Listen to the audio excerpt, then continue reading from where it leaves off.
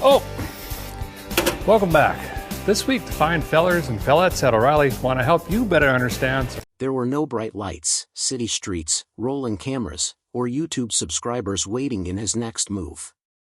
There were only long stretches of frozen land, endless skies that swallowed the horizon, and a young boy quietly learning to piece life together, one broken thing at a time. Minet was not the kind of town that bred fame or fortune. Instead, it shaped something far more enduring. It shaped resilience. It shaped grit. It shaped people who worked with their hands, fixed what they had, and prayed with their heads down. For Derek, childhood offered no buzzing electronics or urban comforts. Instead, it gave him the clinking of tools in a cold barn, the groan of aging machinery, and the whisper of winter winds sneaking under the door frames. Born on May 16, 1964, he was raised in a world where nothing came easy and no one ever came to save you. If something broke, you fixed it. If you couldn't fix it, you learned to leave without it. That was not just a way off life, but the only way. Even as a young boy, Derek was drawn to anything with wheels, gears, or grease. He became fascinated by the rust-covered machines in the background of his family's land while other kids played ball or ran after one another in the fields. It was more than just fascination. It was also about survival. Vehicles were not toys or weekend projects on the farm. Instead, they were necessary equipment. They were vital. Every task depended on an engine. So, every tractor had to move. Every truck had to haul. Insolent and with wide eyes, Derek watched as his family revived these lifelines. Slowly, he discovered that duct tape can save you time. Understood that oil-stained fingers were a sign of effort, not shame, and found that often the only warmth a frigid morning could provide was the soft rumbling of a running engine. Although he didn't have to be, his father wasn't talkative. The sound off each bolt they turned together was louder than any lesson. Having grown up listening to his father's instructions, Derek could hear his breath shortening as he leaned over old-fashioned engines. He watched his mother stretch meals across days, make do with little, and never once complain about the burden. They didn't speak often about hard times because there wasn't time to talk. There was only time to push through them. Without even realizing it, Derek absorbed every silent lesson. He learned to work with tired hands. Make something out of nothing. And keep going even when nothing made sense. There is a silence that exists only on farmland. It is not peaceful. It is heavy. It settles deep inside your bones and lingers. Even after sunset, Derek felt that silence more than most. It wrapped around him when the chores were finished. The horizon faded into dusk and the world turned quiet. In contrast to our typical childhood experiences, no children in the neighborhood, no unexpected friend visits, and no homework or school project gatherings. Instead, there was nothing but the echo of distance, fields, machinery, and animals. It wasn't the kind of loneliness that shouted. It was the kind that sat with you, whispering questions late at night and waiting for answers that never came. That quiet ache became part of him. Derek didn't have a name for it then, but it left fingerprints all over who he was becoming. While other boys formed friendships in town, Derek found his companions in the machines. While others played games, he studied rusted engines. Where others sought conversation, he found communication in motion. Machines didn't judge. They didn't leave. They didn't ask questions. They simply waited. And Derek time and time again showed up for them. In Minet, self-reliance was not celebrated with praise. It was expected. Derek didn't grow up asking for help. He learned lessons like discovering the solution when the well stopped functioning, positioning himself beneath a stalled truck, grabbing a crowbar, and opening a slum door. At this point, he realized that sometimes not everything needs our placement. It just needs skilled hands to repair it. Derek realized the value of making do in that moment of need. Had discovered how to combine disparate pieces in some way. He figured out how to make solutions out of scrap. And as a result, he found pride in every dirty job no one else wanted to do. To be honest, being raised among machines older than you has an emotional impact. Derek saw it daily. Tractors that had outlived the people who first drove them. trucks passed down through generations and cars parked and forgotten but never abandoned. These machines told stories in their silence. Even when Derek was too young to understand those stories, he could feel them. Every sun-bleached seat, every cracked dashboard, and every glove box full of faded photos and old receipts was heavy. These weren't just vehicles, they were memories. And Derek became the kind of boy who couldn't ignore memories, even when they came wrapped in rust. The emotional mark left by rural life was quiet, but permanent. It didn't scream. It didn't demand attention, but it was always there. Derek learned to hide what hurt. He knew that emotion had no place in the barn. He learned that grief wasn't something you shared. It was something you carried. So he had it, and he kept moving. He kept working. He kept fixing it. Because in the noise of impact wrenches and the rhythm of frustration, he could drown out the quiet sadness that always lingered just behind the trees. In mine, dreams had to wait. No one handed you a spotlight, and no one cleared a path. You earned every inch with sweat. You earned it by showing up before the sun, staying long after it set, and refusing to quit. Derek earned everything the hard way. There were no shortcuts, no favors, and no fast tracks. Just tools, time, and a tireless belief that nothing was too far gone to save. Derek was alone. Nothing special, nothing captivating. He was elbow deep in something broken, hoping it would come back to life before anyone knew his name. Or Vice Grip Garage turned into a haven for the forgotten. Why Vice Grip Garage? This may sound strange, but believe me when I say it's true. Derek Bieri did not establish Vice Grip Garage to become well-known or listed among the wealthiest men in the world. Instead, he started it because he had something tangible to share. He grew up fixing old cars with what little he had. Looking around, he saw people online showing fancy tools and expensive builds. But in real life, most people couldn't afford that. Derek wanted to show something different.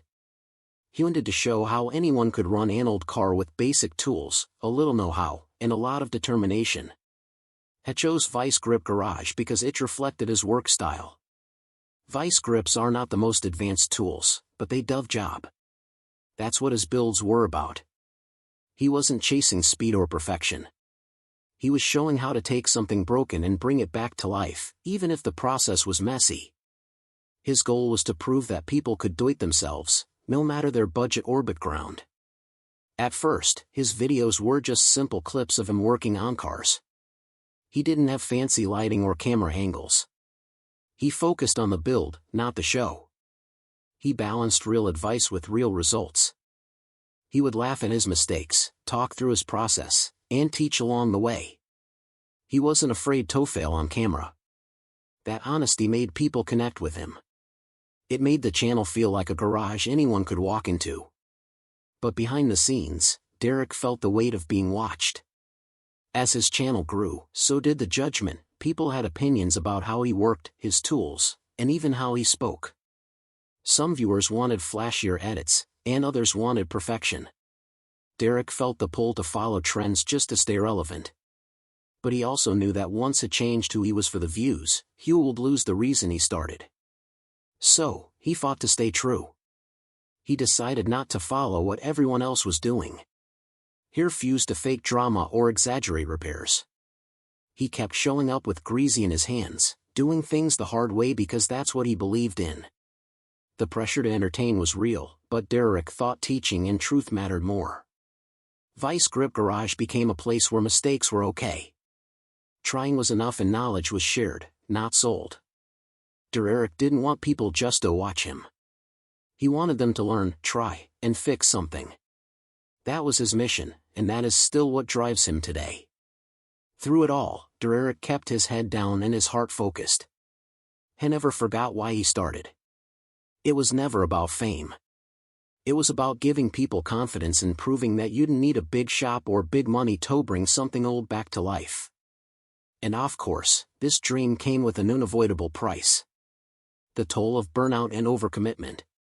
There was a time when Derek Bieri could hardly feel his hands, not from turning wrenches or wrestling with rusted bolts, but from everything that came after the filming, the editing, and the constant race to upload the following video, impressively, Vice Grip Garage had grown fast. With that growth came a heavyweight that few could see from the outside. Derek was no longer just a man fixing cars. He had become a one-man production crew, a business owner, a spokesperson, and a caretaker of millions of expectations. Even when he was operating on only a few hours off sleep, the camera hardly ever stopped rolling. He worked until dawn on some nights because he felt compelled to, not because he wanted to. People were waiting. Sponsors had to meet deadlines. The YouTube algorithm demanded that new content be uploaded at all times. If he slowed down, the numbers would decrease and everything might come crashing down if the numbers fell. Bit by bit, that pressure started to wear him down. During some of his live streams, viewers observed that he appeared exhausted. Even though he joked and smiled, his were different. His face began to lose the spark that had once illuminated it. During several interviews, his voice would trail off in the middle of a sentence. He would sit quietly for a moment, lost in thought, before quickly returning with a laugh and brushing it off. But those brief silences conveyed more than his words could. Derek was exhausted, both physically and spiritually. Every build had a deadline. Behind every smile was a script that he did not want to follow. The sponsors wanted polished content. Fans wanted more personal stories. The platform sought engagement, thumbnails, and trending titles. There wasn't a pause button. There was no actual break. It was just a man trying to carry the weight of an expanding empire on already strained shoulders. His family noticed as well. The days turned into weeks without rest. Meals were skipped, injuries were disregarded. He struggled to get enough sleep between editing clips and responding to comments.